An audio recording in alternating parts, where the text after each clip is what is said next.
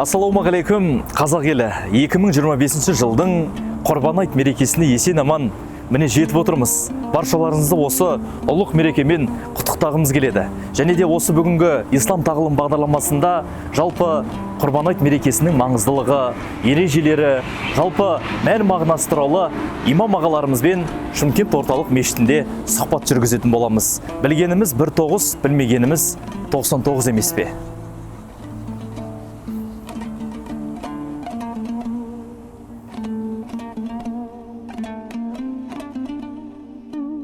Құрбан айт күллі мұсылман қауым үшін аса қадірлі, қасиетті де ұлық мереке.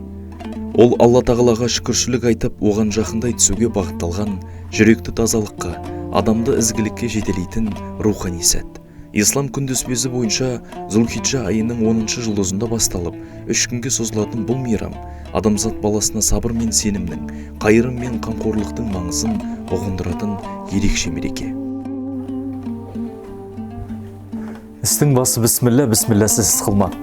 Осы Шымкент орталық мешітінің арнайы намаз оқу бөлмесіне кіргеннен бастап ерекше сезімде боламыз.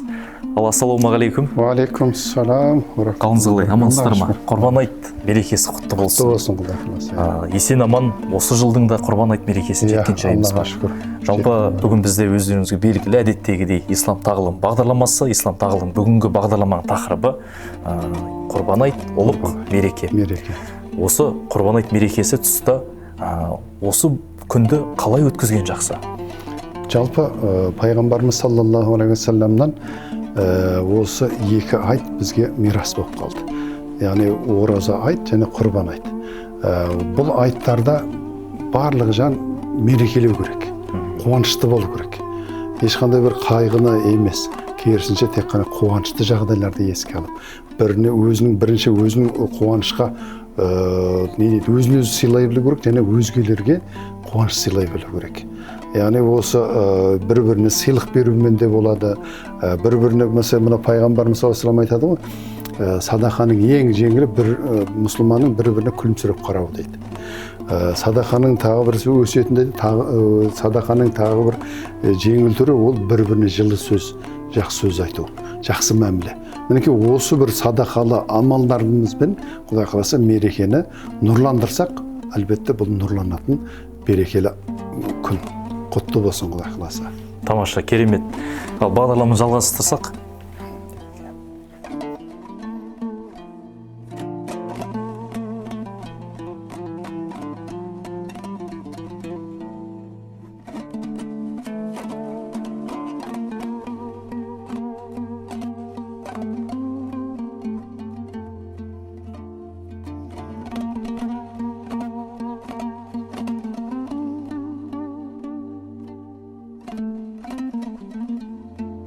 Бағдарламамызды жалғастырып отыра, қымбатты көрермен, жалпы құрбандық шалу, Құрбан айт мерекесі қай уақыттан бастау болды? Сол сұрау туралы арнайы Ахметжан аға жауап бере кетсеңіз, қай пайғамбардан бұл мереке бастау болып келе жатыр? Бұл құрбан шалу, бұл рәсім өзі Ибрахим алейхиссаламнан келе жатқан дәстүр.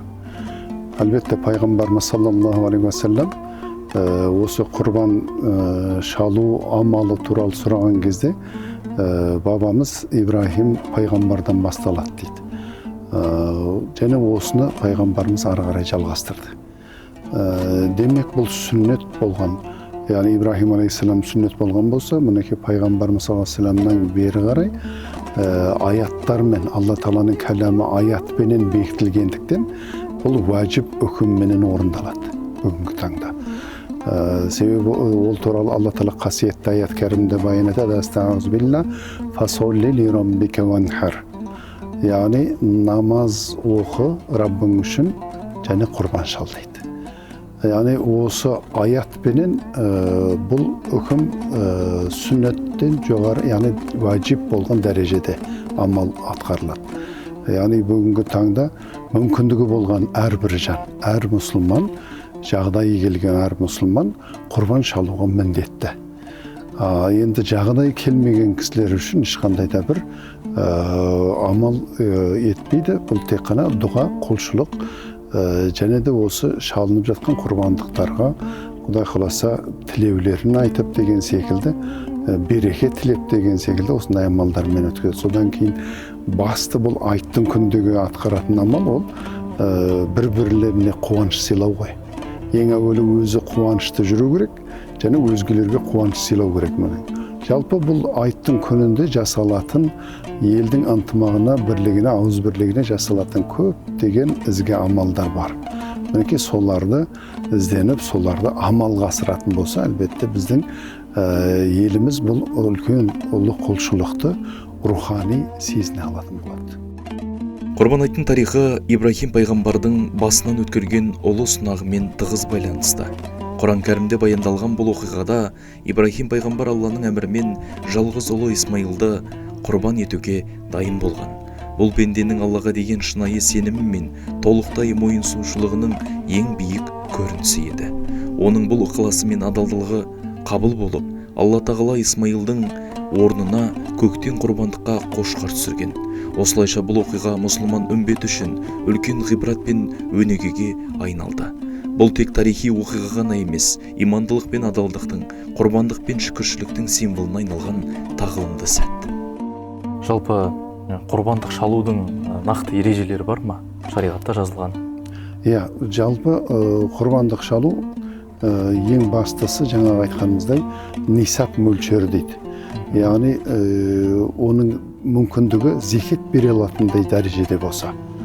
Яғни 85 грамм алтынның құны, яғни сондай алтынның құнындай мүмкіндігі, материалдық мүмкіндігі бар болатын болса, ол адамға зекет беру парыз болған секілді, құрбан шалу парыз болады. Зекет пен құрбан шалудың айырмашылығы, зекет беру үшін 1 жылға толу керек ол дүниеңіз, ал құрбан шалуда сіз қашан дәулетті болған сәтке құрбан шалу уәжібі сәйкес келсе, дереу құрбандық шалуға кірісесіз. Енді ол мәселен жаңағы қой малынан 40, жаңағы сиыр малынан 30, түйе малынан 5, мәселен жаңа 85 грамм алтын жалпы нисап төңірегінде мүмкіндігі болған адамға. Ал мүмкіндігі болмаған адамға ол міндетті емес. Сол нәрсені түсіну керек. Көптеген адамдар шамам келмей жатыр, шамам келмегеннен кейін 6 айлық немесе 7 айлық қозыларды таңдадым деген секілді, немесе басқа бір жануарларды, үй жануарларын мәселен құрбандық етемін деген секілді әрекеттер, ойлар болып жатады, сөздер болып жатады. Яғни бұлай жасау қажеттілігі жоқ. Яғни ол міндетті емес. Ол яғни мүмкіндігі жетпеген адам. Бірінші шарты. Екінші ол жаңағы құрбандыққа шалатын малыңыздың жағдайы дұрыс болу керек. Яғни кем кетістігі болмау керек.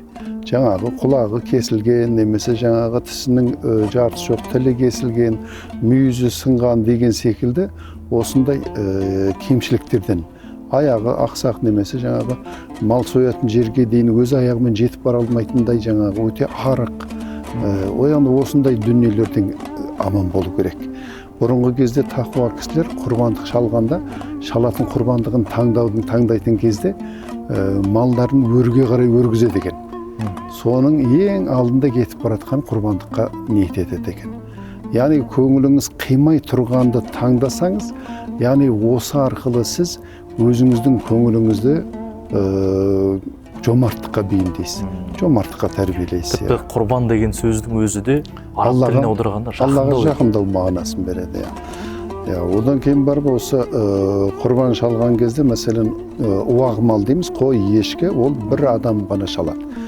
Ал енді ірі қара дейміз, ол түйе мен сиыр, оны 7 адам бірігіп шалса болады. Бір адамнан 7 адамға дейін бірігіп шалу. Ірі қараны, Ірі қараны, яғни түйе мен сиыр. Бірақ енді ол 7 адам егер бірігіп шалған жағдайда, олардың барлығының ниеті Алла үшін құрбан шалу болу керек. Оның ішінде біреу болмаса біреуі үйде ет жоғы дұрыс болды дейтін ой болып қалса, онда 7-үнікі де дұрыс болмай қалады. Яғни ол таңдағанда 7 адам бірігіп таңдағанда осы дүниені ескеру керек, барлығын айту керек. Мынау құрбандығымыз Алла үшін болсын деген секілді. Ал енді жеке адам үшін әлбетте ол енді өзінің ғана ниетіне мұқият болу керек. Одан кейін барып кейде біреулер айтады да, отбасымның атынан құрбан шалып жатырмын дейді. Отбасында қанша адам жан бар, мысалы мүшесі бар. Оның барлығы егер де жағдайлы болатын болса, барлығы жеке-жеке құрбан шалу керек. Ал енді бұл уәжіп болады бір адамға ғана. Яғни отағасында қаражат кіріс шығысы материалдық, яғни капитал тек қана сол бір адамға ғана тиесілі болса, онда ол адамға ғана міндетті. Егер де екінші отбасында екінші тағы бір адам әйелге тиесілі болса, немесе үшінші тағы бір адам баласы немесе қызына тиесілі болған болса, олардың да мүмкіндіктері бар болса, жеке капиталдар бар болса, онда олар үшін де уәжіп болады. Ал енді отбасында мәселен отағасынан өзге адамда ешқандай бір жеке капитал болмаған болса, онда ол адам құрбан шалуға міндетті емес. Осы нәрсені ескеру керек. Яғни отбасының атынан демейді, Алла үшін өзінің атынан шалынады. Ал енді мәселен дүниеден өткен адамдар үшін де құрбан шалу мүмкіндігі бар. Дүниеден атқан, яғни ол үшін мәселен бөлек ниет етіледі. Егер де мәселен дүниеден өткен адам менің атымнан әр жылы құрбан шалып тұрды міндеттеген болса, ол басқа дүние. А егер де өздігінен жаңағы ниет еткен болса, ол тағы да басқа. Яғни бұл мәселен егер де біреу аманат еткен болса, оның дүниесі қалған болса, онда ол оның атынан құрбан шалуға міндеттеледі. Ал енді өзінің ықтиярымен болса, әлбетте ол ерікті. Осы нәрсені ескеру керек. Жалпы енді бір құрбан шалғанда сол бисмиллахи Аллаху акбар деп мәселен бауыздалады. Ол бисмиллахи Аллаху, және де оны пышақтың өте өткір болуы, яғни әлгі жануарды ешқандай қинамау керек деген секілді. Одан кейін барып жаңағы қаны аққаны маңызды мәселен бұл жерде.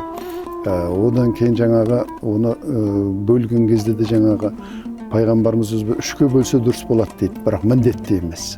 Мүмкін жеке өзіне алып қалар, немесе көрші қолаңға түгелмен берер, немесе мұқтаж жандарға, немесе ағайындарына тағы басқа өзінің ықтиярында. Мен сол 3-тен 1 бөлігі дегенді, яғни 3 бөлікке бөлу дегенді естіген болармын.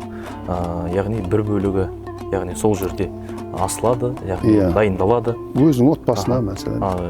3-тен 2 бөлігін мұқтаж жандарға таратуға болады. Жалпы мәселен 1 бөлігін пайғамбарымыздың дәстүрінде өзі бұл сүннет дейміз, нәфіл деп айтайықшы. Яғни міндетті емес, ерікті болған дүние. Бұл жерде мәселен 1 бөлігін өзінің отбасына алып қалуына болады.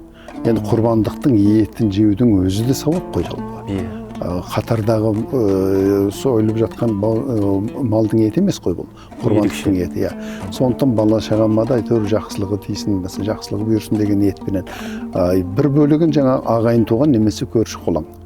Жалпы ағайын туған мен көрші қолаңды бір санатқа қойып, 1 бөлігін соларға десе, ал 3-ші бөлігін мұқтаж жандар немесе жолаушылар деген секілді осылай бөлінген. Бірақ бұл жаңа айтқанды тағы да қайталап айтам, бұл міндетті емес. Көбінесе кейбіреулер осы міндет деген деп жатады. Өткенде бір сұрақ қояды, ірі қараны 3-ке бөлсек не болады? Mesela ондай емес қой. Mesela ол ірі қараны 3-ке бөліскен болсаң, ол сіз бір әулетті байтасыз ғой, мәселен. Ол енді көп болады ғой. Сондықтан оны жеті немесе одан да 40-қа бөліп жатсаңыз да, мәселен меніңше біраз отбасына бір тамақтануына себеп боласыз. Жалпы айтады ғой, кедейдің тойғаны, байығаны деп ше. Өстіп қуантудың өзі үлкен дүние ғой. Бұл жалпы құрбан шалу құлшылығы өзі қоғамда өте маңызды рөлге ие. Мынау бай мен кедейдің арасында көркем бір қатынас байланысты. Әлбетте, бай адам дүниесінен бөліп беруменен ол өзін жомартқа тәрбиелеп жатқан болса, ол кедей адам өзгенің жаңағы алып жатып, оған алғыс айтуменен, оған жаңағы өзінің ізгі тілегін айтуменен, оның да жүрегінде үлкен бір жомарттық пайда болады. Жомарттық деген дүние тек қана байға ғана тән емес, кедей жандарға да. Яғни оның көңілі жомарт болсын ең бастысы. Мүмкін материалда жағдайы жоқ шығар, көңіл жомарт болу, яғни біреуге жақсы тілек айту екен. Құрбан айттың тағы бір ерекшелігі бұл күндері қоғамда мейірімділік пен ізгілік кең таралады. Құрбандық еті 3-ке бөлінеді.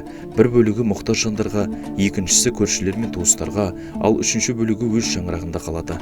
Бұл исламдағы әлеуметтік, әділеттік пен теңдіктің айқын үлгісі. Қоғамда ауқатты адамдар мен көмекке зәру жандар арасында байланыс орнап, бірлік пен бауырмалдылықтың дәні егіледі. Осылайша құрбан айт тек діни мереке емес, адамгершілік пен рухани тазаруға бастайтын ерекше жол.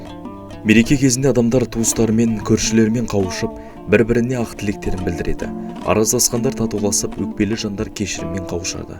Бұл жүректерге иман мен жылулық ұялататын, адамдар арасындағы сыйластықты арттыратын тамаша үрдіс. Құрбан айт бүкіл мұсылман үмбеті үшін рухани жаңғыру кезеңі. Бұл күндері мешіттерде айт намазы оқылып, ел жұрт бір мүддеге ұйысып, жаратқаннан елге амандық, жерге тыныштық тілейді. Құрбан айт мерекесі ұлық мереке. Біз ағайын туыспен, көрші қолаңмен, жалпы таныстарымызбен етене жақын тойлаймыз. Сол тұста осы бір естіп қалғаным бар. Жаңағы көрші ақысы Құдайдың хақысы дейді. Соған байланысты көршіңде сол мерекені тойлауға мүмкіндік болмай тұрып, өзің тойлағанда бір дұрыс емес шығар, сол туралы айта кетсеңіз. Расында жаңа өзіңіз айтқандай, көрші хақысы Құдай хақысы. Өзі көршің аш болып тұрып, сіздің тоқ болғаныңыз дінімізде ол дұрыс көрілмейді екен. Әрбір жан өзінің көршісінің жағдайын біліп тұру керек. Мынау әрбір бала тәрбиесінде болсын, мейлі қандай қарым-қатынаста болсын, көрші біздің өмірімізде бір елеулі, ең бір маңызды адам жақындарыңыздан болып табылады.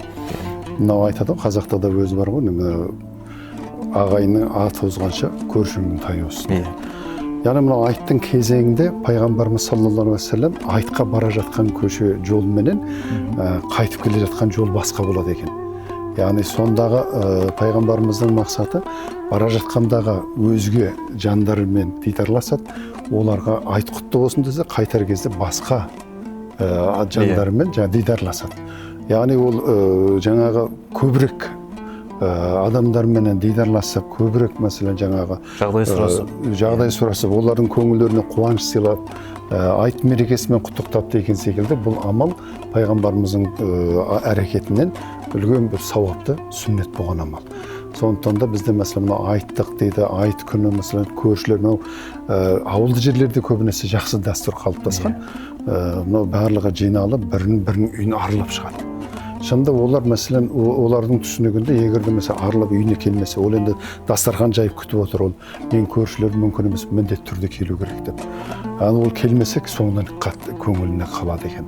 Мінекей сондықтан да бұл айттағы бір амалымыз осы бірінші көршінің хаққысын өтеп алуымыз керек, көршілерді аралап, көршілерге қуаныш сыйлап, одан кейін барып біз ағайын туғандарымызды. Одан кейін барып жаңағы мұқтаж жандар деген секілді осы біздің осы мерекелік көңіл күйді өзгелерге сыйлаудағы ең басты қадамымыз ол көршілерден басталған дұрыс екен. Мынау өзі үлкен бір ғалымдарымыздың өзі бір еңбегінде жазып кетеді. Бір дәулетті кісі қажылыққа ниет етеді. Яғни 2000 тілде боламақ жолға енді ұзақ уақыт қой енді ол кезде.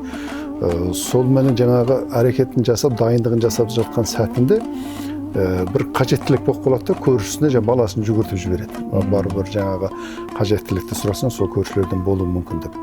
Жаңағы барып жаңағы қажеттілігін сұрайды. Ол да енді сол үйде табыла қояды. Сол сәтте жаңағы баланың көзі жаңағы бала шағасымен ет жеп жатқанын көзі көреді. Бірақ ешкім оған ет же деген ұсыныс айтпаған екен, бұл ешқандай бір өздігінен батылмайды, кері қайтып кетеді. Содан кейін бір әкесіне барып айтады ғой, әкем мен енді көршімізбен, бала шағасымен бәріміз ойнап, жақсы араласып келе жатырмыз ғой. Көрші хақысы деген дүние бар. Маған осында бір ет жеп жатқанын көрдім, бірақ ешқайсысы бұндай ұсыныс айтпады. Ауыз ти деген секілді. Мен енді қарындаш емес, бірақ дегенмен кішкене балалық көңілімде қалып қойды дейді ғой. Сонда жаңағы бұл нәрсені естіген әлгі кісі ойланып қалады да, жаңағы көршісіне барып, мен енді қажылыққа барайын деп жатырмын, көршімнің көңілін қалдырған жағдайым болды ма екен, неге өйтті деген, бұл амалының бір мағынасы, мәнісі бар ма екен деп, көршісіне барып сұрайды ғой, осындай жағдай болыпты деп. Сонда жаңағы көрші айтқан екен, мен енді сіз секілді дәулетті емеспін, мен енді балдарымды әртүрлі жағдаймен әйтеуір мүмкіндігімше тойдырып жүрмін. Осы бір шама уақыттай бала шағам қарны ашып сөйтіп былайша өте бір аштықтың жағдайына душар болғандықтан мәжбүрлі жаңағы бір Алладан сұрады, мен Алла маған бір бұйырт, осы бала шағам бір тойсыншы деп. Сонда жаңағы бір өлексеге тап болып, оны алып келіп, соны пісіріп, балаларыма жегізіп отқан жағдайым еді. Бұл енді біз үшін енді әлбетте халал болып тұрғанымызбен, яғни мұқтаждықпенен болғандықтан, бірақ сенің балаңа бұл әлбетте харам ғой. Мен сондықтан ұсыныс айтамадым деген екен. Бұны естіген жаңағы дәулетті кісі көңіліне қатты алып, жаңағы көрші хаққысы деген дүниені еске алып, жаңағы өзіңіз айтып өттіңіз, Құдай хаққысы деп. Яғни бұл жаңағы қажылыққа деген дүниесін жаңағы көршісіне беріп, оның да аяққа тұрып кетуіне ықпал еткен екен. Яғни бұл әрбір мұсылман осы дүниені есіне назарынан ешқашанда шығаруға болмайды. Әрбір көршіге мәселен ағайынға жасағаннан 10 есе абзал. Көршіге жасаған әрбір ізгі амал. Көршіміз мынау бұрынғы кездерде осы көрші хаққысын өте жоғары деңгейде қойған қоғам есігінде құлпы болмайды екен. Ол 100% сенеді жаңағы көршісі оған қарайтынында. Және де бұрынғы кезде мынау қазақта сөз бар ғой, қызды 40 үйден тый деп. Яғни бұл деген сөз мәселен жаңағы 40 үй, мәселен оң жағынан, сол жағынан, артынан, алдындағы 40 үй, соның жаңағы үйінің бала шағасының тәрбиесіне көңіл бөледі екен. Жаңағы бір ерсі қылықтарын көрген болса, сен пәленшен баласы емессің бе? Неге өйтесің сен? Деген секілді барлығы да ол үйдің отбасының бақытты болуының, шырқы бұзылмауына әрқайсының да мәселен жаңағы уайымы, әрқайсының да жаңағы оған деген мәселе жаңағы жанашырлығы болады екен. Бұл көрші хаққысы өте терең дүние негізінде. Яғни сондықтан да бұл айттың күнінде бірінші жаңағы көршілерді аралап, оларға қуаныш сыйлап, осы мерекемен құттықтаған дұрыс болады екен. Керемет бір оқиға екен, тамаша. Барша қымбатты көрермен, ағайын туыспен, көршімен жақсы қарым-қатынаста болайық. Міне ағамыздың әңгімесінен ақ көрініп тұр, көрші ақысының Тәңір, яғни Құдайдың хақысы екендігі. Қазақ халқы үшін Құрбан айт ежелден қасиетті киелі мейрам саналған. Қазақ даласында ата-бабаларымыз бұл күнді ерекше дайындықпен қарсы алған. Ел ақсақалдары құрбандық шалумен қатар ауыл аймақты аралап, жетім жесірге, мұқтаж жандарға қол ұшын беріп отырған. Құрбан айт қазақтың кең пейіл, мейірімді, жомарт болмысына толық сай келетін, ұлттық рухпен астасып жатқан мейрам. Ата-бабамыз Құрбан айтта құр қалма деп ешкімді елеусіз қалдырмаған. Бұл қоғамды бірлік пен игілікке бастайтын ізгі дәстүрдің жарқын көрінісі. Қазіргі таңда Құрбан айт мерекесінің мәні бұрынғыдан да терең. Жыл сайын еліміздің түкпір-түкпірінде бұл күн кеңінен атап өтіліп, мешіттерде айт намазы оқылып, құрбандық шалуға жағдай жасалады. Көптеген еріктілер мен қайырымдылық қорлары халыққа қолдау көрсетіп, әлеуметтік әлсіз топтарға көмек ұйымдастырады. Бұл еліміздегі рухани жаңғыру мен ұлттық сананың оянуының көрінісі. Қымбат көрермен, білгеніміз 19, білмегеніміз 99 деген осы бір тіркесті өзім өте жақсы көремін. Міне Ахметжан ағамыздың көмегімен көкейге тұрған арнайы бір сұрақтарымызға жауапты алдық. Құрбан айт мерекесі құтты болсын. Енді Ахметжан аға өзіңізде барша Қазақстан халқын, қазақ елін осы бір ұлық мерекемен құттықтасаңыз деген ниеттеміз. Рахмет, Алла разы болсын. Құрметті барша мұсылман қауым, мінекей ұлық айт деп айтылады. Құрбан айт мерекесі баршамызға құтты болсын. Осы Құрбан айт мерекесінің кезіндегі оқып жатқан тәкбір ташрих дұғаларымызды, өтеген айт намазымызды, мінекей шалынып жатқан құрбандықтарымыз Алла қабыл етсін. Және де осы Құрбан айттың кезеңінде қажылық құлшылығын өтеп жатқан қаншама отандастарымыз, сол баршасының да Алла қажылықтарын қабыл етсін, қажылықтарын мабрур етсін. Өзі жалпы Арафаның күнінде Арафатта тұру менен негізгі парыз өтіледі. Яғни бұл құлшылық Құдай қаласа осы айтпен тұспа-тұс келуінің өзі де осы айттың ұлық айт екендігін көрсетеді деп ойлаймыз. Құдай қаласа барлық ниет қабыл болсын. Айттан айтқа аман есен жақсы күнде қуанышпен, жақсылықпен өмір кешіп жете беріңіздер. Айт құтты болсын. Қорыта айтқанда, Құрбан айт адамзат баласын мейірімге, сабыр мен шүкірге, жақсылыққа бастайтын ұлы мереке. Бұл күн баршамызға жақындарымызбен қауышуға, кешірімге келуге, жүрегіміздегі нұрды бөлісуге мүмкіндік береді.